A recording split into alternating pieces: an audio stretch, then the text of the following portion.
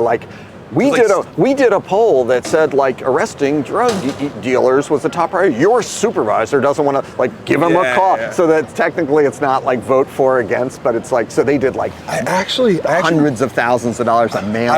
I wanted to ask you about that because like you were advocating against like mass incarceration for drug addiction. Yeah. And I remember London Breed was like, "Shut up, you're white."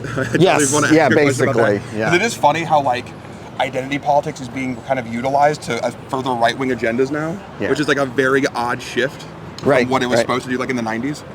You know, so it is a crazy, it's crazy. It was crazy. You know, in that interaction, it felt like satire. I used question time to ask the mayor. You know, I said, you agreed to this overdose. We did this overdose prevention plan. And the plan itself says like, don't arrest people for their drug addiction, open these safe consumption sites, like do all this stuff. It's her Department of Public Health. She signed off on it. Right. That type of shit. All right, what are we doing? Okay. Oh, we're good? Okay. We're here in... Sorry, am I looking at you or am I looking at this camera? You can do whatever you want. Just whatever you want. Say you want something like... Say you want to say something strong, you can look into the camera. Sure. You know what I mean? But, you know, we're having a conversation, so... Yep. Okay, so we're here in District 5 with Dean Preston, the supervisor for District 5.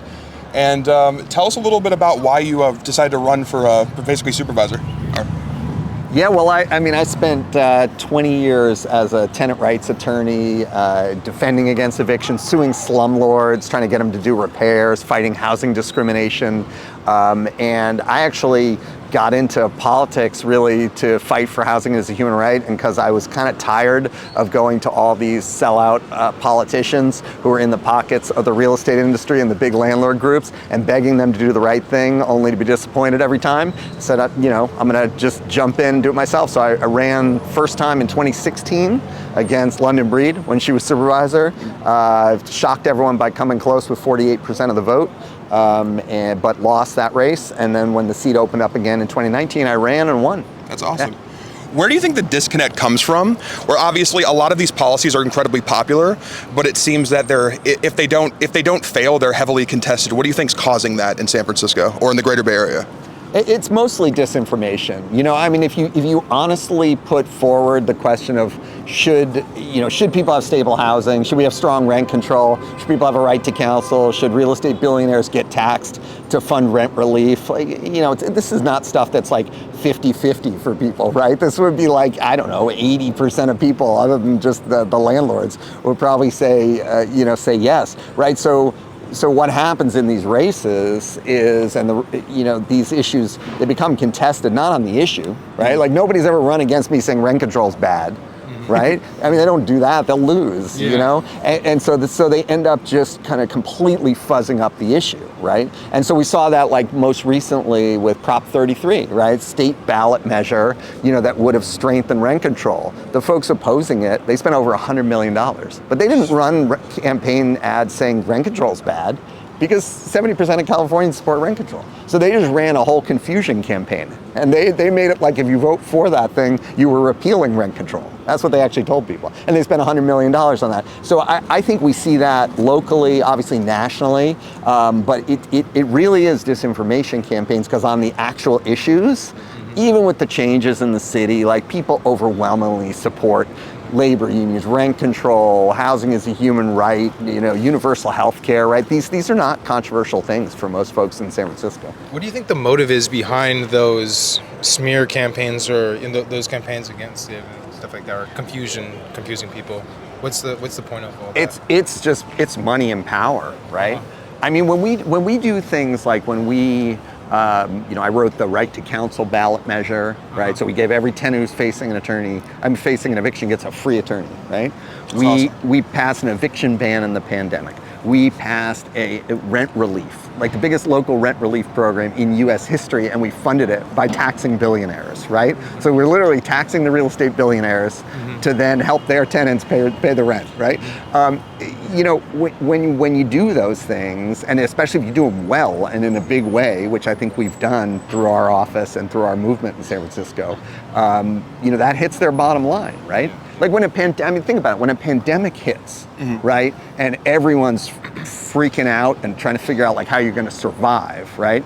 There are a hell of a lot of people at the very high end in corporate boardrooms who are looking at that just like they looked at New Orleans after Katrina. They're looking at it through a disaster capitalism lens, right? Like, big corporate landlords are looking at a pandemic and saying, all these people are going to be out of work. They're all not going to be able to pay the rent.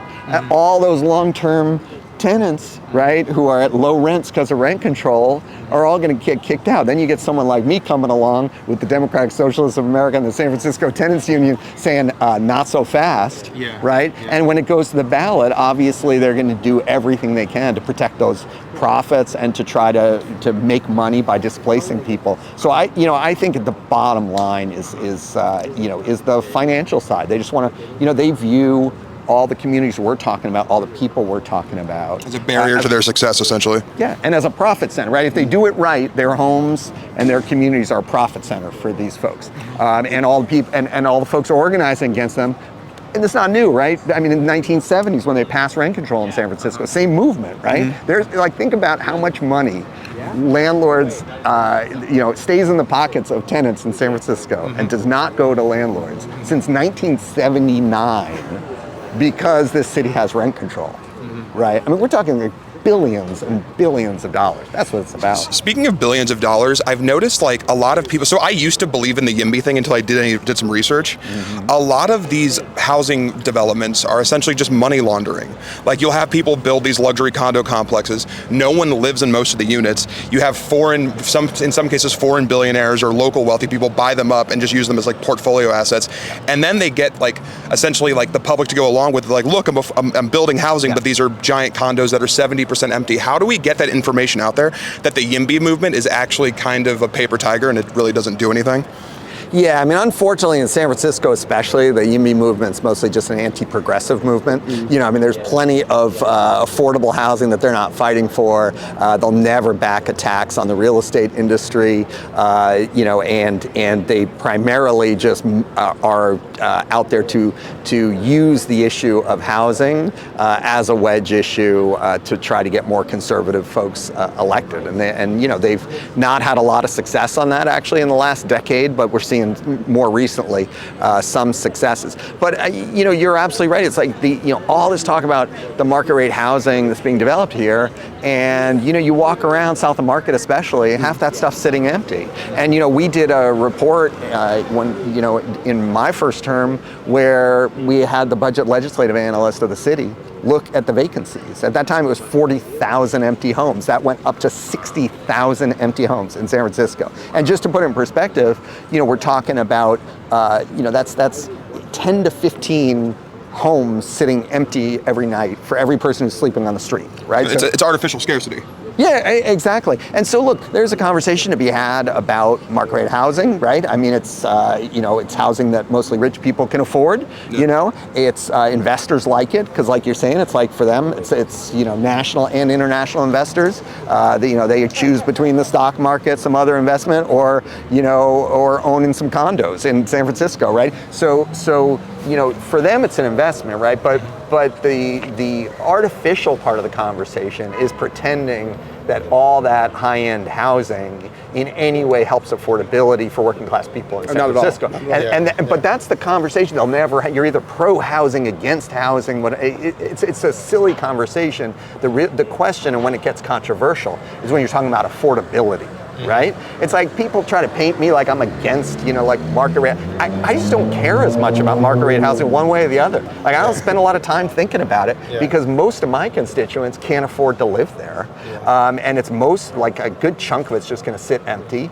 And what we need to be talking about is the actual affordable housing, launching social housing programs and actually delivering for low income and working class people who have been completely failed by this market and priced out by this market. And you'll never hear YIMBYs talking about that, right? Because it like I said, it's an anti-progressive political movement. It's a coalition of business interests. That's all it is. It's 100% aligned with big developers, big corporate landlords.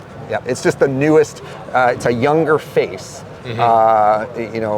On the same arguments that big corporate rejuvenization of conservatism, basically.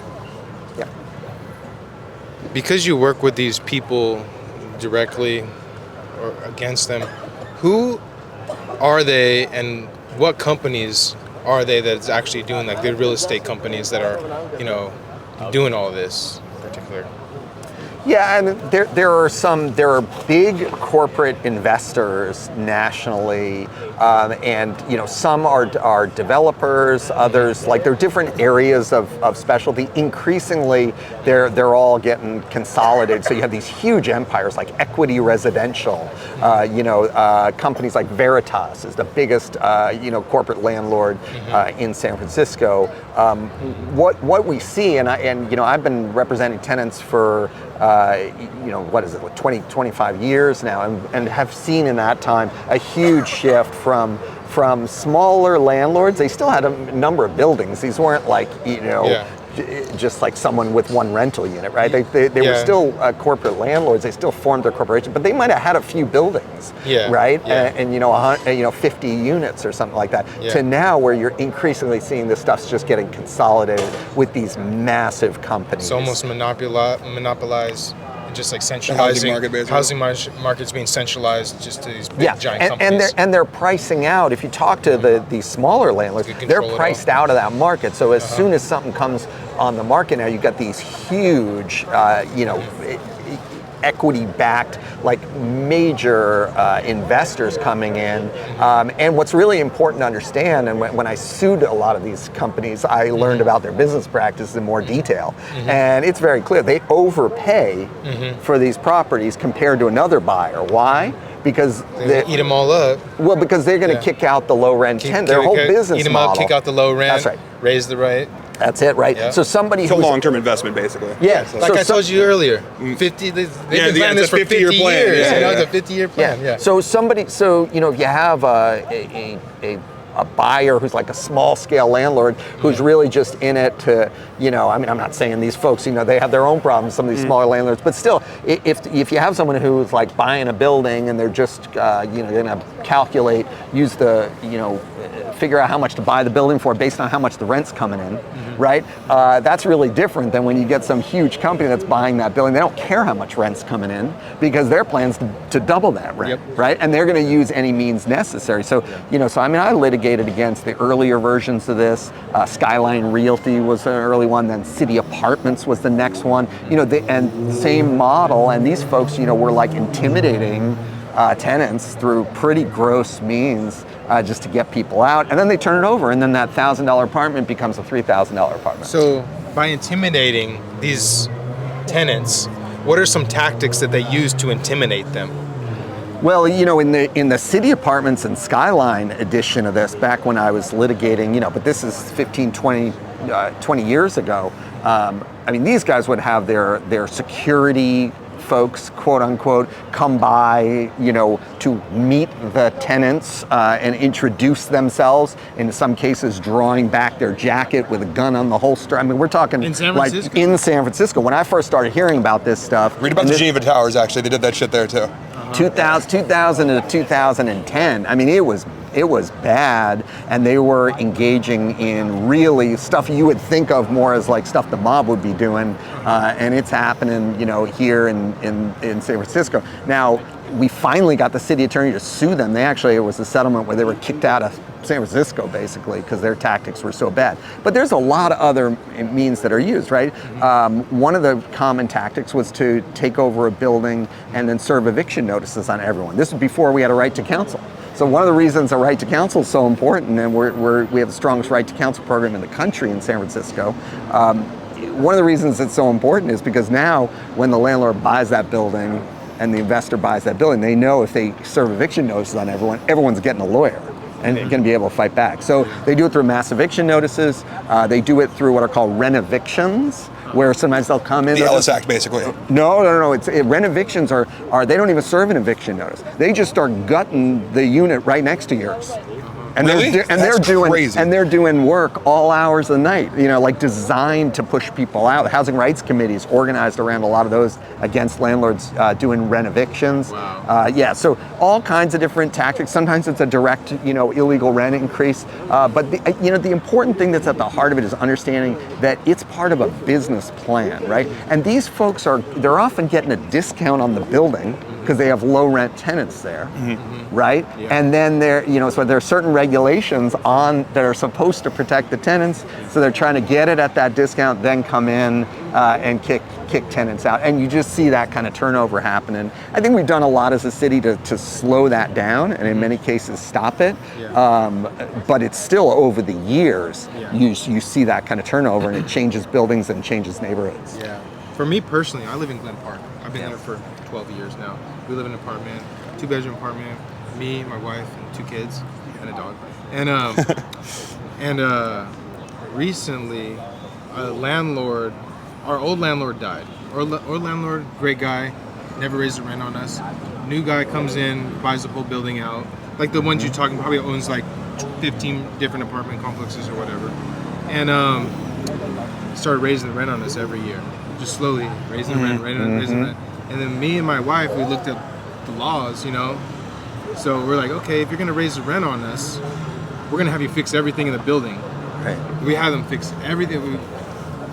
That door needs to be fixed. This needs to be fixed. The holes in the garage need to be fixed. I was like, okay, if you're gonna make us pay more, we're gonna make you fix this whole building. So we weren't able to stop them from raising our rent, but we held them accountable because I feel like a lot of times, like these landlords, they'll just buy a building like our old building and then start raising the rent, but they won't do anything to fix it. Because it costs them more money and everything. So. Yeah, the other thing that we see, and this is what you mentioned with the Ellis Act, right? There is the actual legal displacement, right? So some of the other stuff we're talking about is pretty shady, right? Yeah. Of intimidating people out, of using really loud, uncontrolled repairs right next door. Like those are actually technically illegal, right? But the Ellis Act, owner move-in evictions, the Ellis Act, have displaced thousands of people from San Francisco. And the Ellis Act's a state law, lets a landlord decide to quote unquote go out of the rental business by evicting everyone in the building. And it's a completely ridiculous law. It's actually worth thinking about, why do we have a law in California that tells a landlord that they can kick every tenant out of a building? Yeah. For what? Here's what I would say to a landlord who wants to get out of the rental business, right? Sell the building.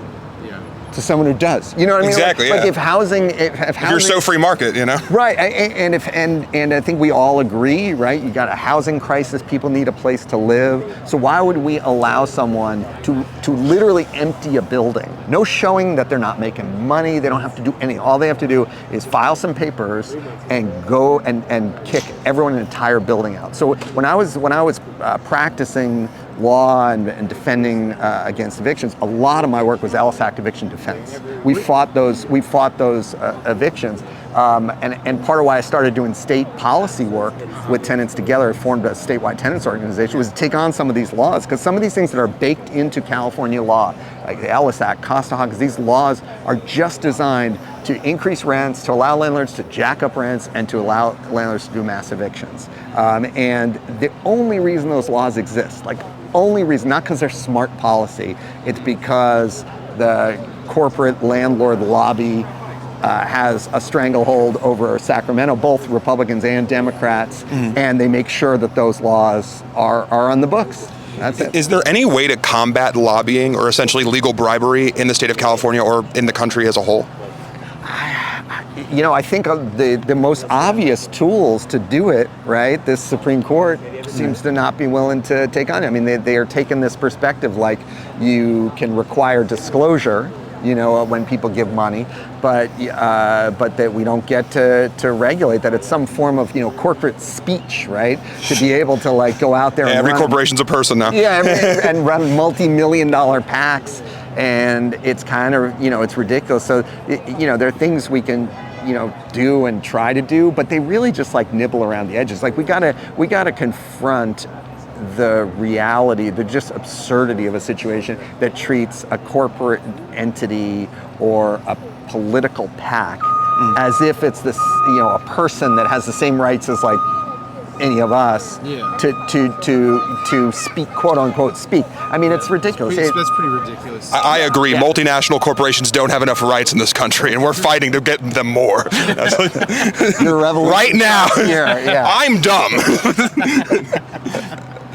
Actually, speaking of the propaganda, so San Francisco has always been considered I don't really know how true it is at this point, but it's always been considered like a radically left political city. There's a lot of organizing. There's a huge history of it, and I think one of the things that corporations and a lot of these landlords or a lot of these major business elites have come through is the use of propaganda. And so, for example, how does a city like San Francisco get a situation like this, where we're in a formerly black neighborhood, where there's a parcel that was literally set up for affordable housing, and now it's just so rich people can work out outside? I think there's a huge problem in San Francisco and in a lot of blue cities where there's essentially a co-opting of the mantras of the oppressed in order to get them to accept their own oppression. So, for example, a lot of these businesses, especially during the George Floyd and the pandemic times, they'd have Black Lives Matter signs while actively leading to the displacement of black people and poor people in the neighborhood they're actually from, so they can sit here and tell people they live in San Francisco. How do we combat that? That was a lot. Yeah, how much time you got? Yeah, I think there's a huge disconnect between the generally progressive values around a lot of social issues in San Francisco, where there's I don't want to say consensus, but a broad agreement, right, on certain issues, and then what happens when it comes to economic and racial justice, right? And so you have, this is a town where for most people who are in a political party, almost everyone's Democrat. You know, this tiny fraction of, Republicans out there. They're very loud now. It's very, Twitter really empowered that. So folks identify as Democrats on issues like, gun control, reproductive freedom, right? I think you still have very broad agreement in San Francisco, right? Same-sex marriage, other issues where people still in this city do come together, and in contrast to a lot of parts of the country, actually unite around some basic individual rights and social rights. But where that all falls apart is on the economic, the straight up economic and racial justice issues, right? Who gets to live here, right? How does it actually play out when you look at our neighborhoods? Where do the resources go? Where don't they go? Right? What are some of the solutions? The extreme example I would say is what just happened in this last year with homeless sweeps.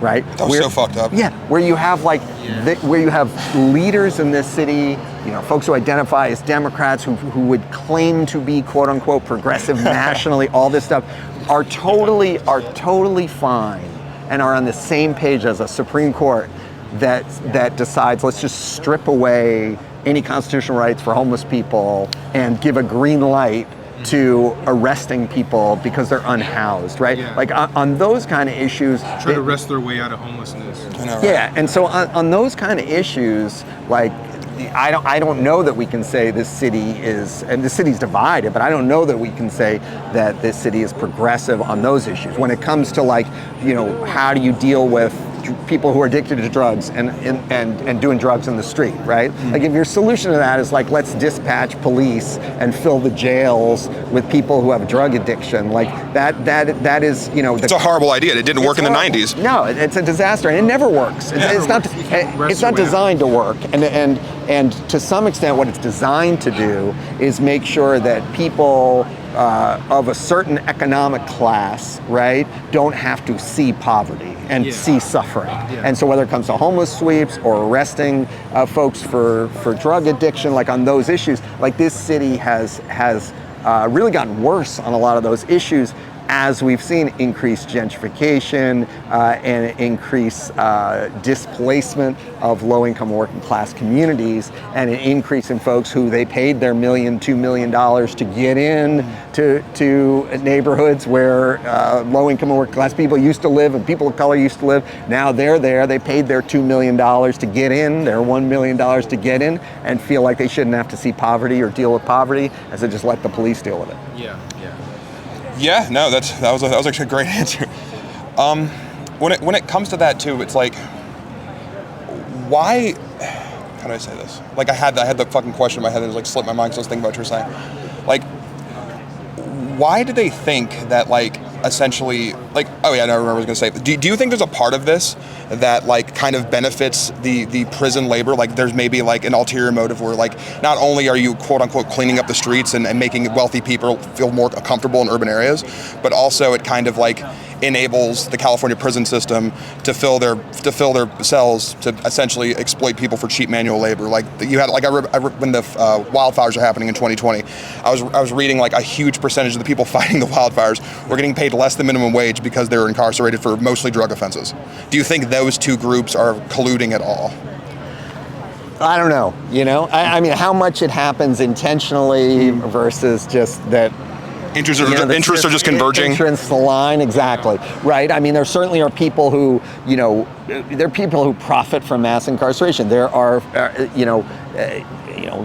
police, sheriffs, others get these, budget increases that no one else gets. Well, if you start actually diverting folks instead of locking them up, you start actually addressing some of the root causes, then sure, there's going to be less of a need for those folks, right? So, so I think there are a lot of interests. I don't know that, the couple that just bought their $1.5 million condo and doesn't want to have to see poverty, I don't think they're, on the phone with the prison warden type, right? But the interests align, right? And that's when you talk about systemic change and challenging a system, it is because of that alignment of interests, right? It's like they are stoking the fear mongering around poor people, being a threat to them, right? And every way in which that gets promoted stokes their desire to support ever escalating police budgets, increasing, incarceration, right? So that in some ways you see like the front line of that, right? Is folks, of one class, of one race, who just, are pitted against, anyone who's suffering and in poverty, blaming them, and then feeding them into a system that has all kinds of profit motives, right? Like some of which you've identified, but it's even broader than that, right? I mean, like I deal with it as a supervisor with the police budget. Like I'm the only, one of the only supervisors who says like, wait a minute, you want $25 million more on top of your $50 million we just gave you? Like, what are you going to do with that? And how's it going to make anyone safer? And that's, that's extremely controversial, right? Shouldn't be, but it is. Shouldn't be, but yeah. What percentage of San Francisco city budget is like, public safety now? Because like I know San Francisco gets a lot of fucking money. Like how much is going to the police? We have over $800 million police budget. So, and that's insane. That's insane. That's more than GDPs of certain countries. Right. That's insane.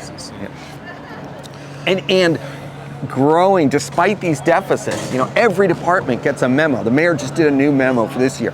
Every department has got to go with a 15% cut.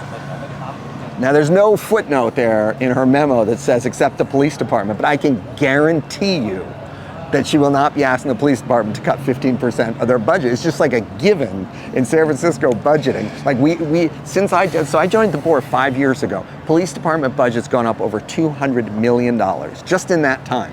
And that's after George Floyd's murdered. Everyone's out there in 2020 saying we need to relook at these budgets. We need to use some of these funds for, to invest in the black community, and that lasted for like a year.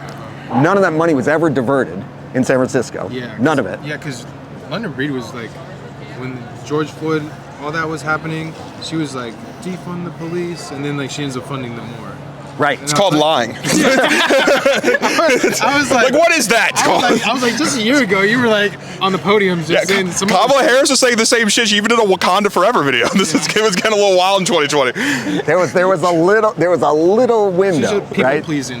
People pleasing. I'll tell you what. It's like, I'm a prosecutor. Wakanda Forever. Like what? In 2020, there was a little window of time where you had folks who, were open to taking, a new look, or so they said, and that was quickly. I mean, the backlash to that. I mean, San Francisco experienced that, right? You had Chesa Boudin, new district attorney. Dude, that was crazy. The mutiny of the police to fuck over Chesa was insane. They just basically went on the equivalent of like a wildcat strike,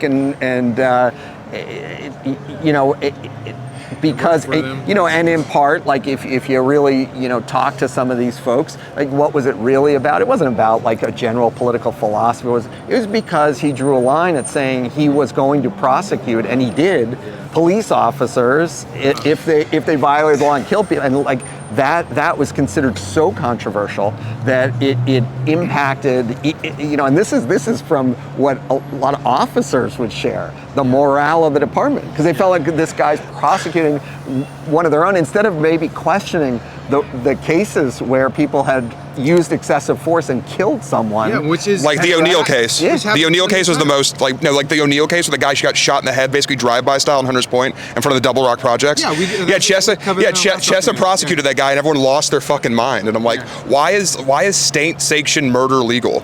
Like I know, like it could be the most like clear violation of human rights and like a brutal murder, but if it's done by like an American institution that you pay taxes for, you're supposed to just go with it. Like, why is that a thing? And I think that one of the things to, when you look at some of these elections, and look, I mean, folks who make change win some elections, but sometimes we lose, right?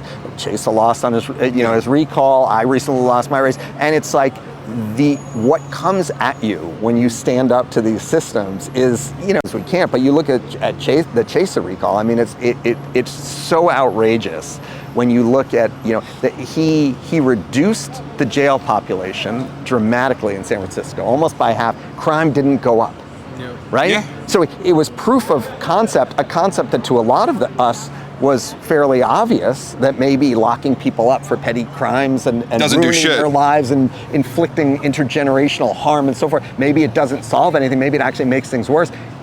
He was actually doing that, right? Saying we're going to focus on serious crime, violent crime. We're not going to just imprison people just to fill the jails, right? So he's doing that, and he's holding not a ton of officers, but he's on some of these serious cases. He's actually sending a message that if you violate the law and use excessive force, right, as an officer, there isn't going to be double standards. You're going to get prosecuted. Those things are considered so controversial, right, that they come at him with the full weight of a multi-million-dollar recall. So basically, San Francisco's idea is we're going to make it so safe here that the only dangerous people committing crimes will be the police.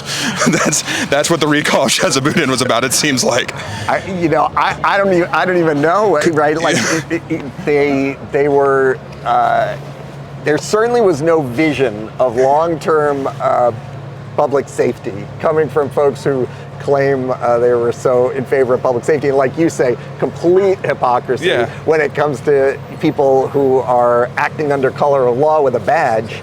Somehow we don't apply, to them the rules that, the law and order crowd is very, very quiet when it comes to two things. One is actual legal violations by police, and the other is illegal conduct by big corporations. Right? So somehow, you don't see every day on the news wage theft stories, even though people are losing way more in San Francisco because of wage theft than they are because someone, took a trash bag into Walgreens. Do you think this is where like Prop 36 came into place and everything with that whole thing? Because that's pretty much, that's what we're talking about. And they just passed that Prop 36, bringing like petty crime back up to a felony and everything. Yeah, it's the same issue. It's telling people that the path to actually address their public safety concerns is by locking up poor people for as long as possible, right? That is the model. You could dress it up with whatever language they want, but fundamentally, what your reformers, your Chesa Boudin type prosecutors, or others in other cities, progressive politicians, like, and community activists, what we're saying is, well, why don't we be investing in stuff that makes us safer, right?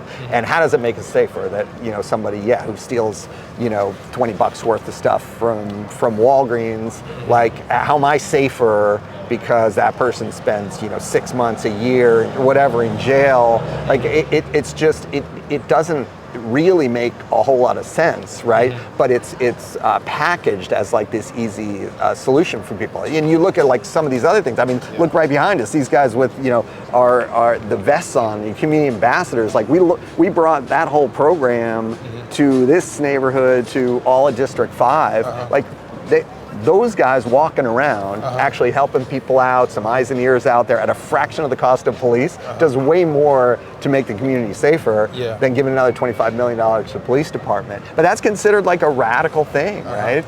Why do you think people voted for Prop 36? Why do you think it passed? Like, you think people were out of fear, out of, videos circulating on the internet that people might have seen,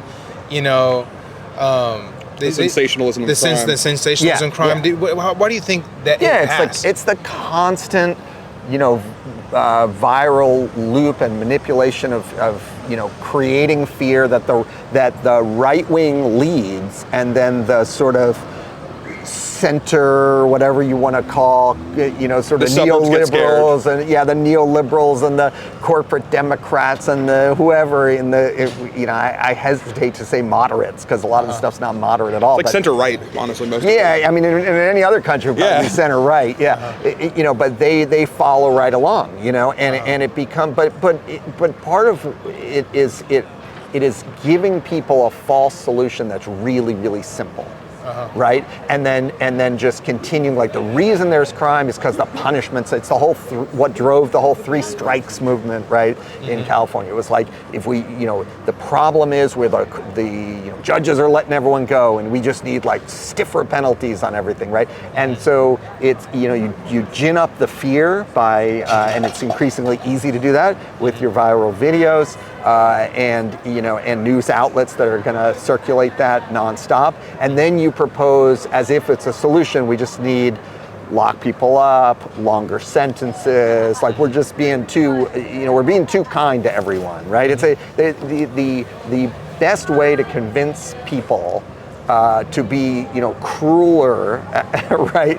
Is is to act as if you're kind to them, it's not going to help, right? And or if you have any mercy, that's not going to help. And so you see, like, our mayor saying, literally, compassion is killing people. Like, our mayor of this city said, coming out of a global pandemic, compassion is killing people, right? But that's the mindset. It's like, oh, no, we shouldn't go out and offer housing to someone who's homeless because, no, we should send police out instead to arrest. Like, just that's the mindset, right, on so many issues. And so what ends up happening over and over again, whether it's dealing with public drug use and addiction, whether it's dealing with homelessness, whether it's dealing with folks engaging in basically petty, like poverty-driven crimes, is the vilification of the folks engaged in that. Instead of asking, like, why is that happening, right, and how do we address it,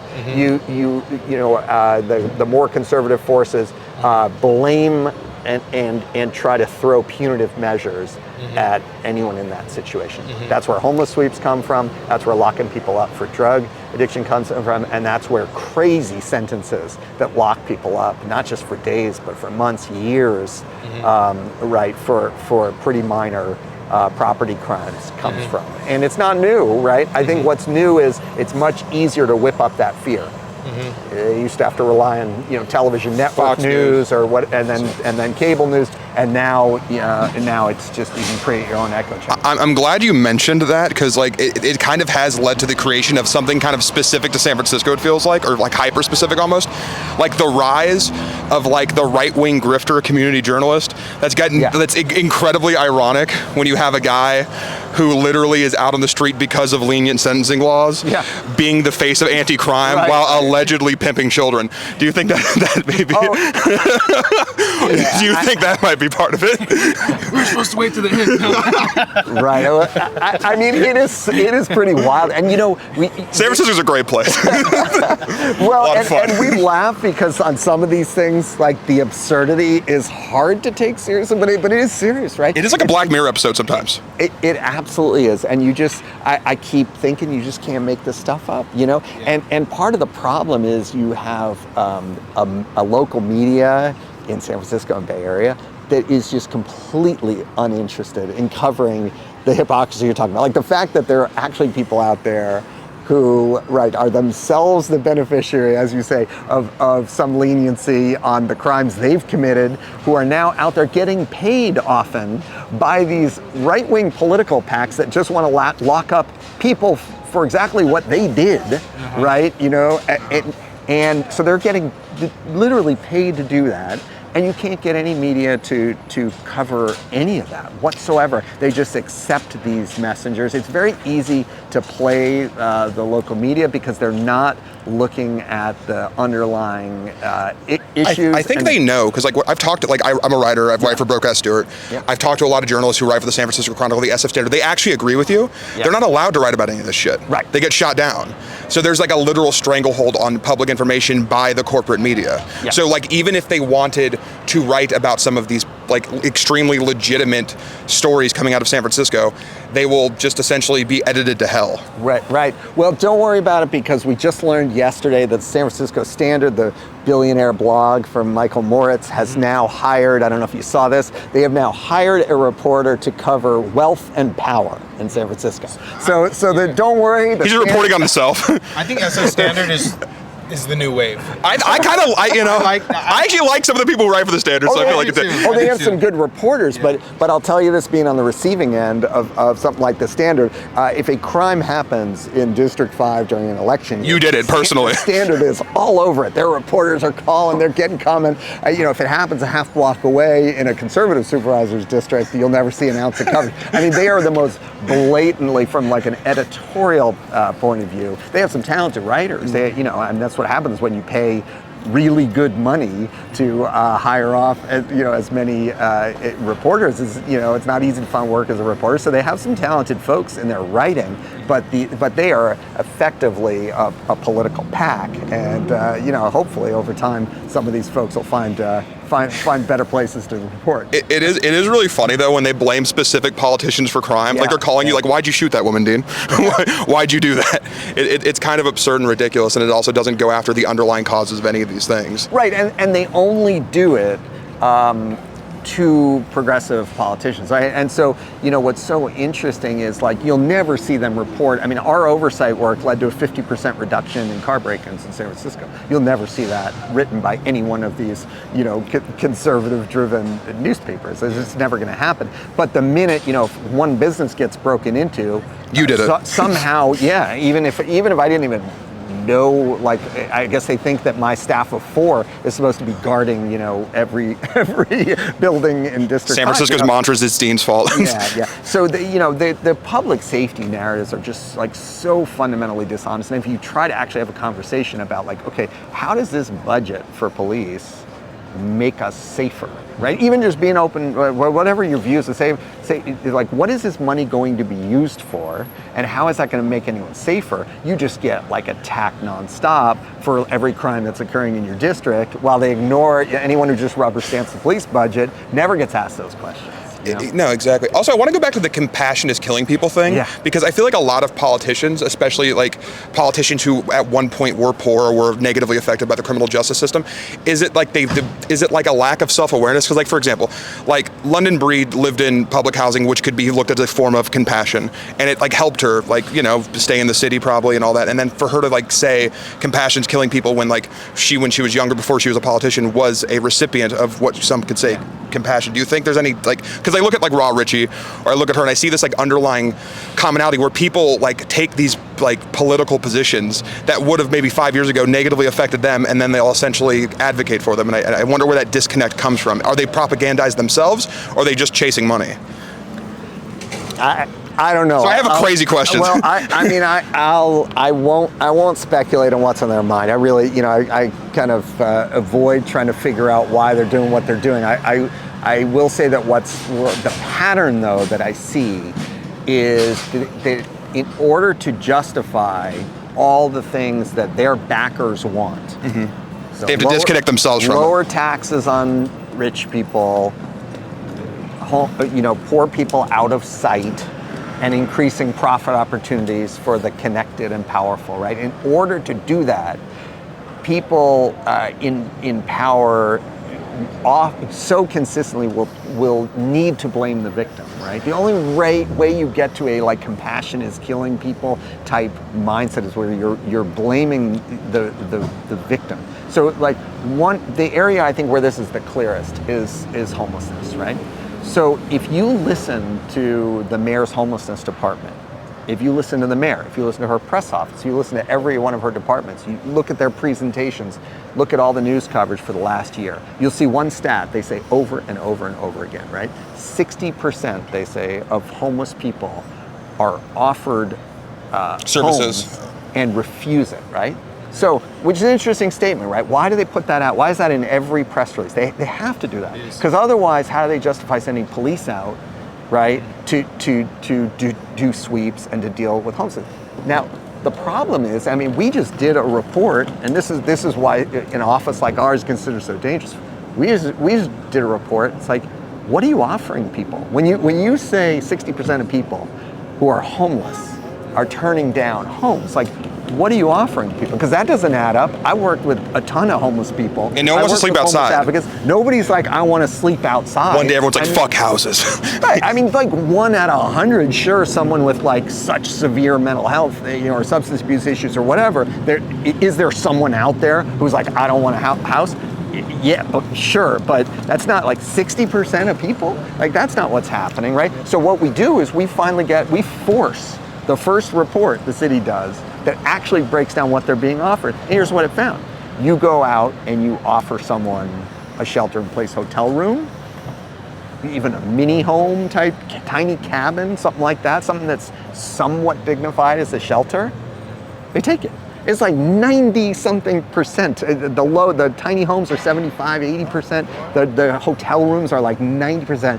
You know what drags that number down, right, of acceptance is you offer people a night at a congregate shelter on a cot with a bunch of other people where they can't bring their pets, where they're going to get kicked out the next morning, right? And where they don't feel safe. And so they're going to say, you know what, I'm better off in my tent on the street. I'm going to take my chance in a tent, right? But it's like, so it's so clear. So, from a policymaker, if you're a serious policymaker, you look at that, you're like, oh great, how do we address homelessness crisis? We go out and offer people, like we did in the pandemic, hotel rooms. And tax rich people to pay for them. Like that's the solution. That makes sense. There you go. That works. But because that works, people with a lot of money who don't want to pay the bill, don't want that solution. So they want to put out this narrative through politicians like, who are aligned with them, Mayor Breed, others on the board, of saying, well, these folks don't want housing anyway. They refuse it. You know what I mean? And it's so that's where you see this kind of like a very strategic misinformation to paint the person in need as not willing to take the help. And it's complete bullshit.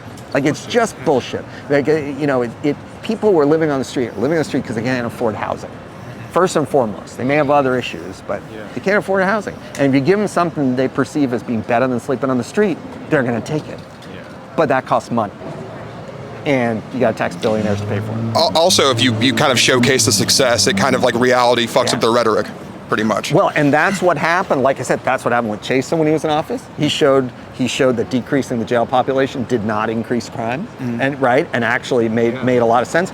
It's what happened with us. I mean, I led the efforts to ban evictions, tax billionaires to do rent relief. Like we eliminated almost all evictions for years during the pandemic, and they freaked out. We also passed taxes. They outspent us 5-10 to 1, and we still pass taxes on billionaires. So these folks aren't stupid.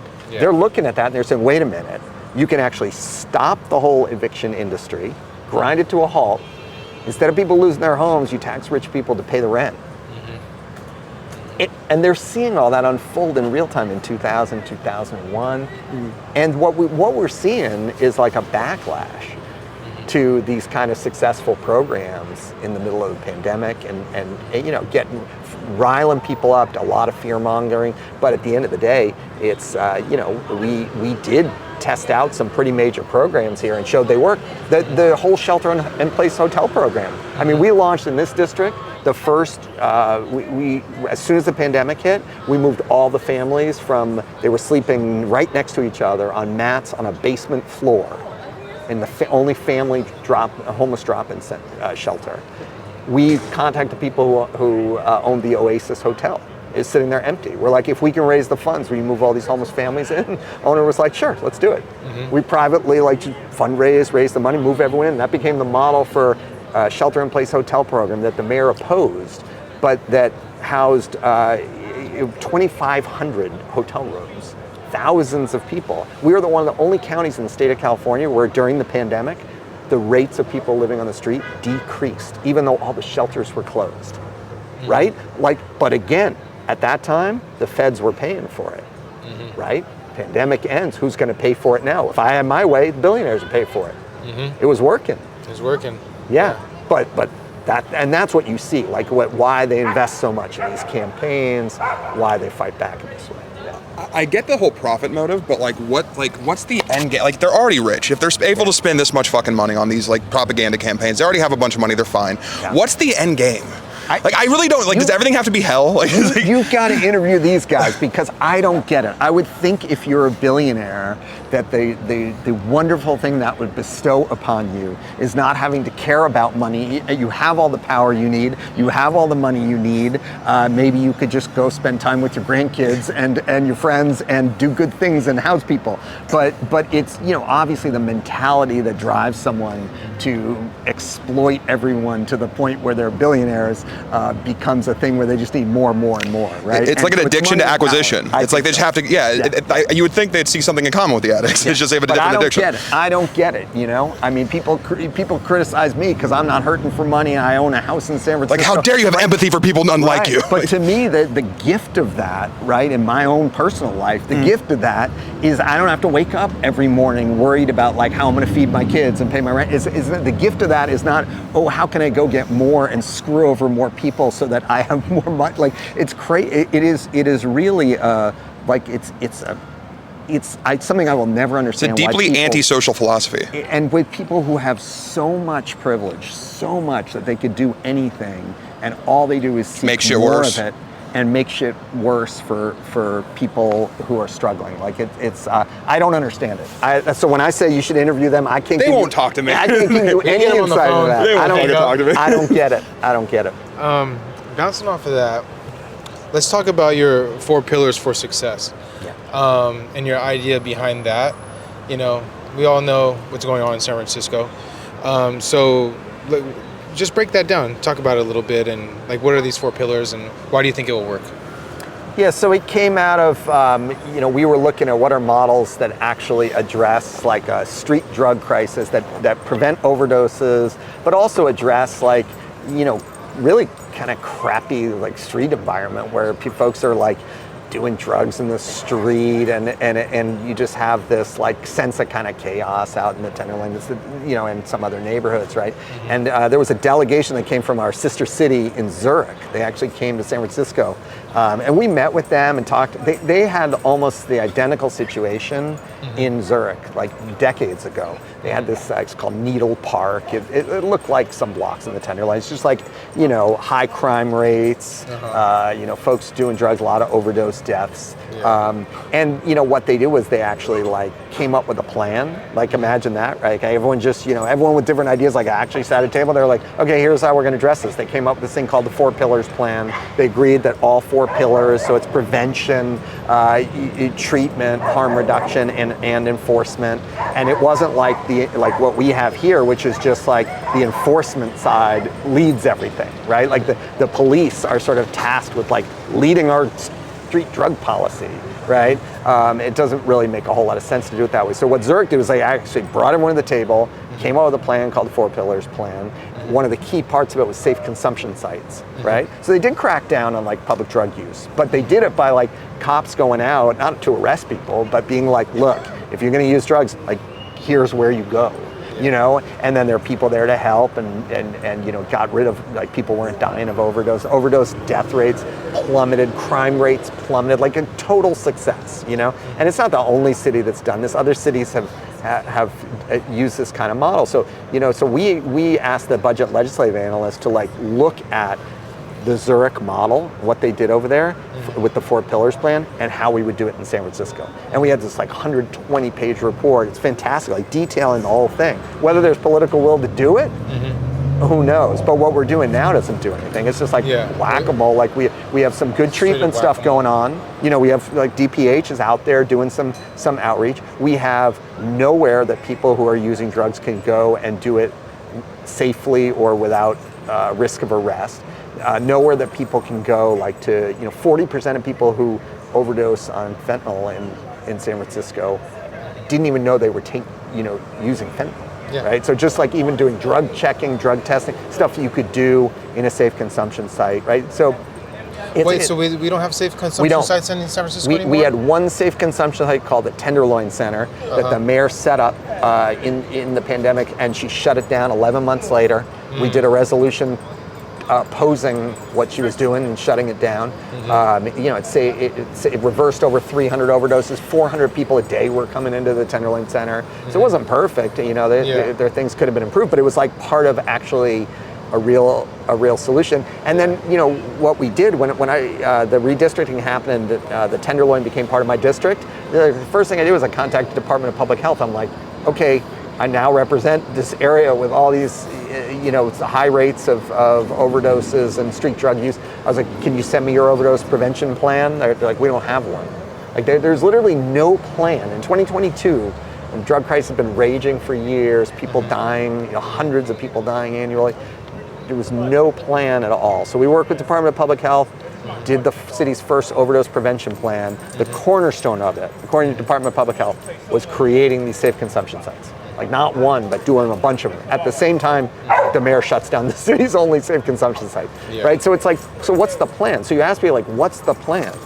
And the biggest problem San Francisco has, it's not like there's one magic way to address, like, you know, overdoses, you know, like street dealing, you know, the whole black market that occurs around, you know, related crime. It's not like there's one magic plan. And people can reasonably disagree on like what's the best way to do it. But what absolutely doesn't work, and what we're doing, is having no plan. Like having no plan. That's worse. Having no plan, for sure. And just tasking your police department to lead a drug market intervention strategy, and just saying go. And they're not working hand in hand with with DPH and public health professionals. They're not working hand in hand with folks who house people. So when we call it 4 pillars for success, it's to draw the contrast that what we're doing now is not in any way designed for success. It's designed for like tomorrow's headline. Like everything this administration has done, with the exception of some good outreach programs that the Department of Public Health has been running. But our overall drug policy as a city has been designed to get headlines the next day that's like shows this mayor or certain supervisors are cracking down on, you know, as if people who are addicted, you know, have substance abuse disorder, like you're just gonna correct it by like sending out more police, right? It's just so it's basically public policy designed for favorable press. That's all it is, without any nuance at all, basically. I think that is completely accurate, and it's also like, you know, using the suffering as like a prop for your next campaign announcement or your next announcement about why you need more money to go to the police, or right. And again, I think look, I don't think you can arrest your way out of a drug crisis. I think like the last 50 years of U.S. policy has shown that. But I also get that like people can like disagree on like what's the right role for law enforcement. But what Zurich did with the 4 Pillars plan is they got all those folks around the table and they're like, this isn't going to be any of your perfect plan. Like we are going to figure out something that we're all behind, right? I mean, to me, like at some level, that's like you're mayor of a city. Like that's leadership, you know. And we've just, I mean, maybe the new mayor will do this. I don't know. But the reason we put out the 4 Pillars for Success plan and roadmap was like it's there now. Like if someone wants to do it, it maps out exactly how Zurich did it, how we could do it here. Yeah. The new mayor, I don't know. I forgot to touch on when we were talking about Prop 36 and like petty theft in San Francisco. Why do you think San Francisco has gone through a phase of downtown, like a lot of stores closing? Do you think it's corporate greed, or like I don't know how to. I honestly, personally, I don't know what to think of it. You know, that's why I kind of want your opinion and like why, like downtown is obviously, you know, the pandemic kind of sparked it off. You know, London Breed was blaming online shopping. You know, but I mean, like other cities aren't dealing with that. You go to Stanford Shopping Center, plenty of people are shopping out there, you know. Just what's your take on that? Yeah, I mean, I think it's a combination of two things. I mean, I do think there is a shift to a lot of online commerce that has made a lot of these corporations see like an opportunity to downsize their number of stores, right?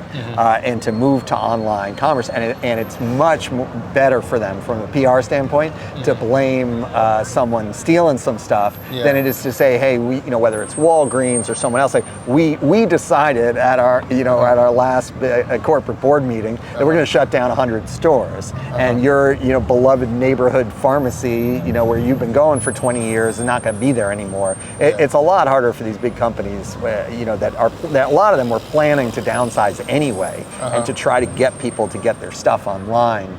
So I think that, you know, I do think it is real that a lot of what we've seen has been like corporate decision making to close retail locations and move people online, and then a very cynical PR strategy to act as if that's because of some shoplifting.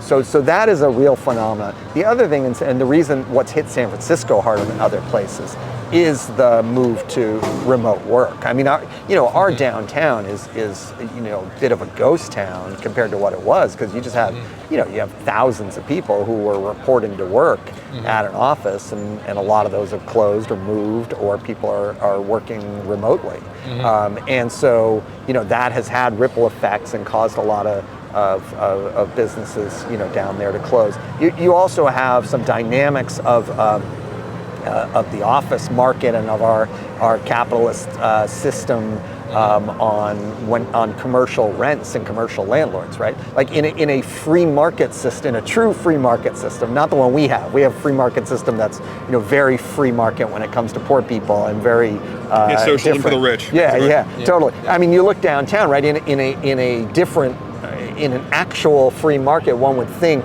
that those rents would be plummeting even more. I mean, they've come down, but they're also because of the expectation. You have a lot of these corporate landlords with their investors who are holding out, waiting for these absurd rents to come back, and not wanting to just like lower. You know, you could fill those offices.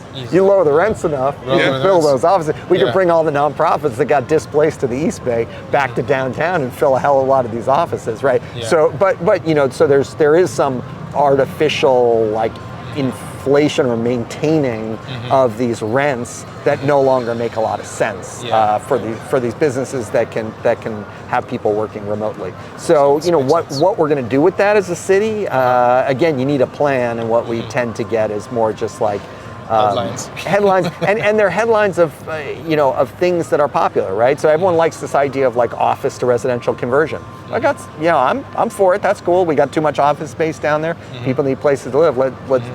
sounds good, let's do it, right? Yeah. But, you look at the details of it, and it's like extremely expensive to do. Nobody thinks we can really scale it up in a huge way. And more importantly, we're just talking about creating more high-end housing. Yeah, it's just going to be high-end housing. It's not like it's going to be affordable. It's got more money laundering. Right. Yeah. You got a few people, few activists who are saying, okay, well, let's take one of these buildings and turn it into, homes that are like make the homeless Salesforce people Tower can live public in. housing officially right now. Yeah. But you don't see any kind of but it is, they were built for office. It doesn't convert that easily. It's expensive too, and I just think you've seen an economic shift, and we need more of a plan of like how you're actually gonna bring folks back. Like, what sector are you gonna bring back? One of the things we did was we relied in the last 20 or 30 years, just so heavily on tech, right? So that once tech figured out they could work remotely, it's been hard to recover. So let's address the elephant in the room. The upcoming Trump administration. How do you think the Trump administration is going to affect local policy here in San Francisco? Well, I think certainly Trump will come at California and progressive cities like San Francisco. Or just San Francisco, it was the worst. Right. So there's a budget reality of like, what can they get away with, right? What will courts uphold in terms of stuff that's clearly retaliatory against any of the states and cities he views as enemies. I think one of the things I'm curious about, and as like the one Democratic socialist in office, and often not on the same page as some of my colleagues in City Hall, is like, what are all these some of these neoliberal Democrats, like, what are they going to do when faced with like actual authoritarians? They're going to do nothing.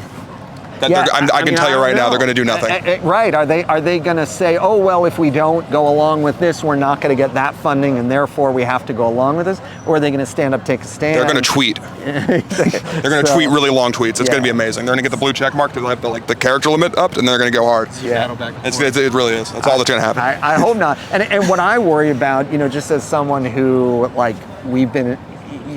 I've been in office for 5 years. One of the things I think that's really clear about my work has been we really have prioritized like the needs of folks who are homeless, low-income folks in like the Fillmore, the Tenderloin, and those are going to be the first folks who are going to be threatened when you're talking about cuts to from HUD, how we're going to get public housing repairs, right? And what I worry about is the lack of political leadership in this town that's centering the folks who are just kind of hanging on, who have resisted the gentrification we've been talking about, who somehow have found a way, right, whether it's through rent control, through public housing, just somehow through a house that their family bought 40 years ago, before San Francisco cost what it does, now. Basically the Excelsior.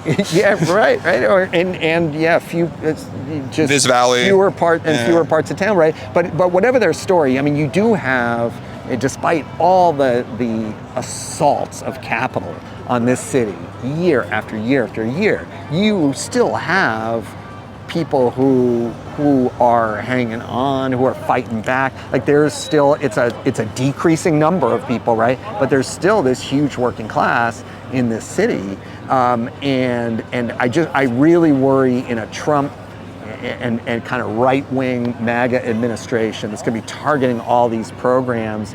The response I want to see, but I'm not. I wish I were more optimistic. But the response I want to see is the state of California with its billions and billions of dollars, leaning in and saying, if you cut a penny out of this public housing budget, we're going to find a way to fund that, right? The city of San Francisco saying we're going to, tax billionaires, all that. But I see a lot of signs that make me not that hopeful on that, right? The conversations in City Hall are often about, maybe there's too many taxes, too many regulations, and it's just, so I think we're at a moment where we need more leftists in office, and people who just are not drawing their political power, their sense of worth their campaign funds from the elites, but instead are drawing that from grassroots movements of tenants, of unions, of socialists, of artists, of musicians, right? And we don't have enough of that. We got some folks I'm excited. I'm excited Jackie Fielder's taking office. That's awesome. She's going to raise some hell in there. Yeah. And there's grassroots back. Yep. It does feel like also too, like some people may be like ideologically aligned with you, but they may like lack the political courage. Like I honestly don't think London Breed's like a far right figure. I think she does personally agree with some of these more left-leaning policies, but she's like basically getting slammed. Do you have any advice for politicians who may privately hold more progressive values, but publicly have to shift right in order to survive? Or how they kind of like, they perceive their political survival on a rightward shift?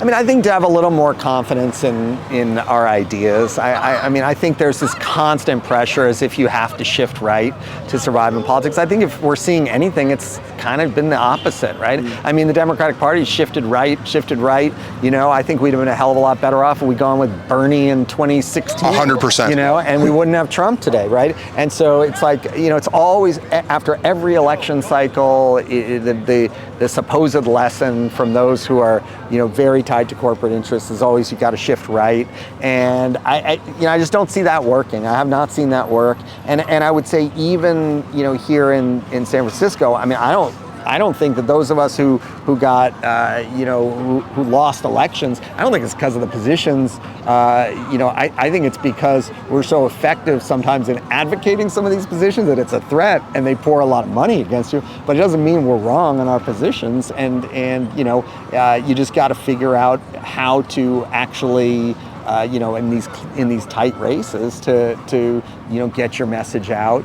But I think in some ways, like, you win a lot of, what I would say is you win a lot of support when you are unapologetic about your views as well. And I don't buy this idea that everyone's just sitting there in the middle and just wants, like, I think most people are like hunger for change and populism's a real thing, and unfortunately the right wing's figured out how to tap into that, and the left is like often, or I shouldn't say the left, the Democrats are like afraid of their own shadow, so the actual left are actually saying things that are resonating with people.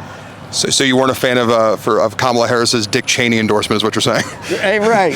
Liz Cheney, Dick Cheney. I mean, get the. Endorsed Dick Cheney? Yeah, no, Dick Cheney endorsed her. She was bragging about it. She was like, we got the war criminal, and I'm like, sick. I think it's like it's fine if you want to get that endorsement, right? You want to show Big Tent, but to run around and campaign as if that's the big thing, right? Especially with the tensions in the Middle East, getting the Dick Cheney endorsement right now is crazy. It's crazy, and I think if she'd spent more time with Bernie or AOC or someone out there speaking to people, I think it would have resonated with a lot more people than Liz Cheney. But that's it's not the new, the sort of moving to the center. I will say that in my experience, like, I think it actually does make a difference to stand for something, to run on it, win or lose. Like, and my advice, and I've given this to people who are running for office for their first time or in office, is I actually think one of the most powerful things you have is your willingness to lose. If you're going to take a position and you know it's right. Like, if you're constantly living in fear that you're going to lose your next election, you will, and you're not going to get. Not only will you lose it, but then what are people getting out of you being there? Like, if you're just going to bow to the power structure, and big capital at every opportunity, then you're kind of interchangeable with most others, and so you're an empty suit, basically. Yeah. So I mean, I look at the stuff we were able to do. Are those, we've talked about some of them, right? But it's like, if those are the things that motivated $1 million campaign against me, right? So be it. We stopped 20,000 evictions with our rent relief program.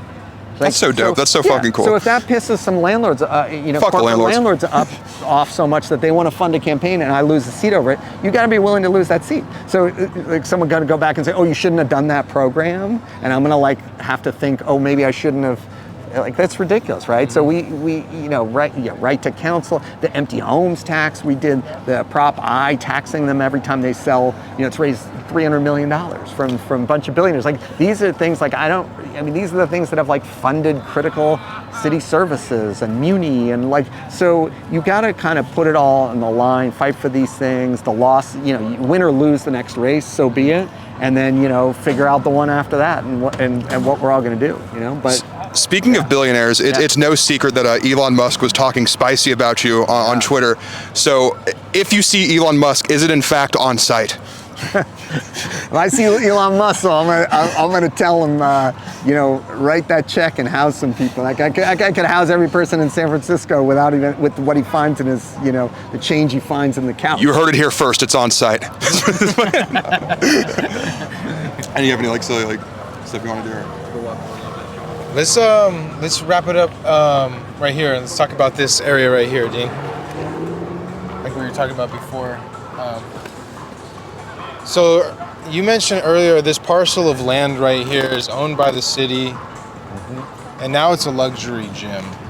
How did this come about? You mentioned that it was going to be public housing, 100 units, help families get some people off the streets, affordable housing.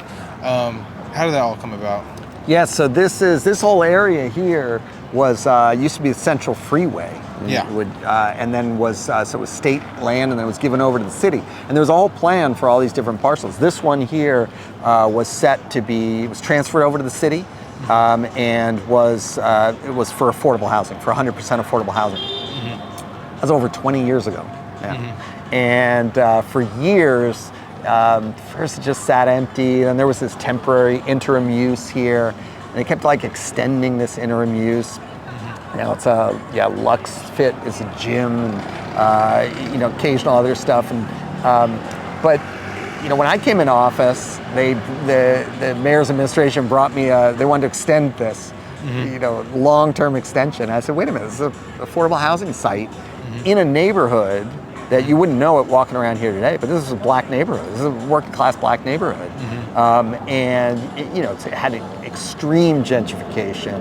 And so this was supposed to be one of the sites that, some of the remaining black families here, or folks who were displaced, or, other low-income folks could actually live here, So I refused to just indefinitely extend this, and battled with the mayor for years, and finally got her Office of Housing to issue an RFQ, basically request for developers to develop the affordable housing here. They put it out there, and it was all set summer of 2023. They were supposed to select them and start moving forward. I even got $1 million out of a developer who's developing some housing a couple blocks away to fund the pre-development costs over here. So we were all set to go. And then we had, a handful of folks very vocal in the neighborhood who were closely connected to the mayor, who were absolutely opposed to putting affordable housing here. Ironically, some of them are closely affiliated with the group Grow SF, which is supposedly all about building everywhere. I thought he was going to say Trump. They call themselves pro-housing, and their former staffer was actually saying, we can't put affordable housing there because it might cast a shadow on this park. And then you had another one from Grow SF who called this the town square, even though the town square is literally the park across the street, No offense to these guys. I mean, they're running a gym, they have occasional movies, good for them, but it's an interim use.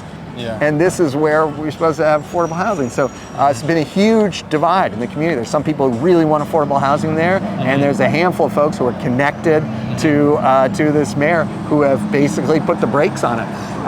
And it's just beyond ironic that many of those are folks who identify with the so-called YIMBY movement, ROSF, all these groups who are all for market rate housing all over the place, but when it comes to fighting for some housing on a city-owned asphalt lot, right, in the middle of a formerly black neighborhood, when it comes to fighting for low-income affordable housing here, these supposedly pro-development people aren't so pro-development anymore. And it just exposes, the real hypocrisy. Do you think any of it has to do with racism?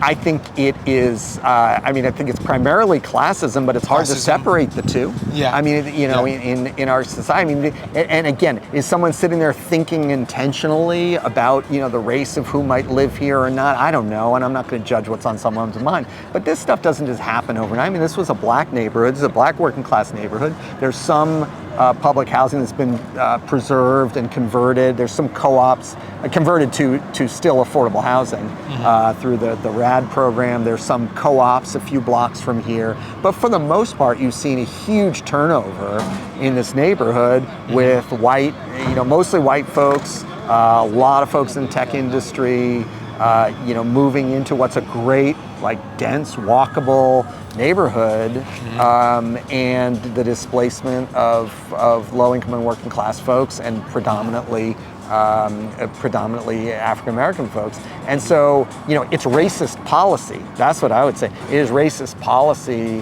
when you say you're not going to build the affordable housing that was promised to the community on a city-owned lot in the middle of a formerly black neighborhood that's now been highly gentrified. Like, that is some seriously classist and racist policy. What drives the individual who's opposed to it? Got to interview them. Yeah. Awesome. That's good. Yeah. Yeah. No, this was good. How you feeling? All right. I'm feeling great. I think this was a fucking amazing interview. Thank you so much for doing this. Yeah, man. Like, honestly. Thank you so much. I never know how these interviews are going to go, but this was amazing. This was my favorite one so far. So, cool. Thank you. Should I detach here? Good. All right. Okay, we got to get a picture gentlemen. to go viral on Instagram real quick. Some Bay Area legends. Would you be